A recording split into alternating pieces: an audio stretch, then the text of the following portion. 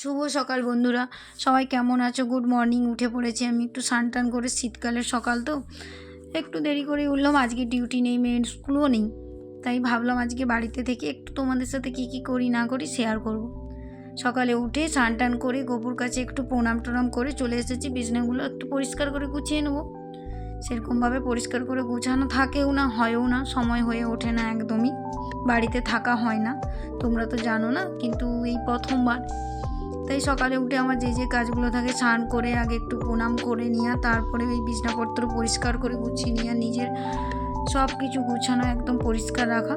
আমি তো একাই থাকি আর আমাকে নিজেকেই করতে হবে সব কিছু। এই দেখো, এই ড্রেসিং টেবিলে আয়না, এই কর্নগুলো এত ময়লা ধুলো জমে গেছে, কত দিন কোনো রকম কিছুই করা হয় না। সকালে যদি আমি চলে যাই 6টার সময়, বলো কী করে আর হবে এগুলো? তাই এগুলো গুছিয়ে পরিষ্কার করে নিয়ে বলি একটু চাটা খেয়ে আজকে রান্নাবান্না করতে হবে। মা আমাদের আজকে ধান উঠছে, তোমাদের কার কার ধান জমির ধান ইয়ে হচ্ছে বলো? আমাদের আজ ধান কাটা হচ্ছে, ধান তুলতে গিয়েছে মা আর মেয়ে। আমি রান্নাঘরে চলে এসলাম, একটু চা বানিয়ে নেবো।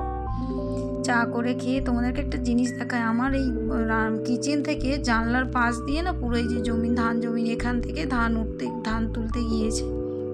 এত সুন্দর, এখানে রোদ পড়েছে, তার উপরে এত সুন্দর না এই জায়গাটা দাঁড়িয়ে, মানে মনটা আমার খুব। চা হয়ে গেছে, চাটা খেয়ে নিয়েই তারপরে আর চলে আসবো রান্নার কাজে। আজকে মা বলেছে তুই রান্না করবি, বাড়িতে আছিস।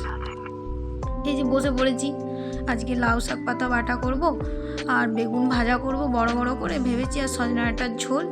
আর এই যে এইটা হচ্ছে মাশরুম, ছাতু বলে কেউ, মাশরুম বলে, তোমরা যে যা যেটা বলো সেটা বলে দিও, কিন্তু জানি না আমি কী বলে সেইভাবে। আমরা তো ভেজিটেরিয়ান, ভেজ খাই। আমাদের গপু আছে না, গপুও তো খায় না ননভেজ। আমি বাইরে যখন খাই তখন খাই, না হলে বাড়িতে সবসময় ভেজ। ভাতটা বসিয়ে দিয়েছি, ভাত হতে হতে বেগুনটা ভাজা করে নেব একবারে।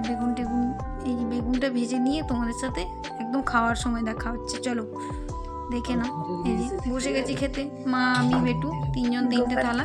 ওই যে তোমাদের বললাম লাউ শাক পাতা বাটা, বেগুন ভাজা, পোস্ত আর টাটা, খেয়ে নিই, পরে কথা হচ্ছে।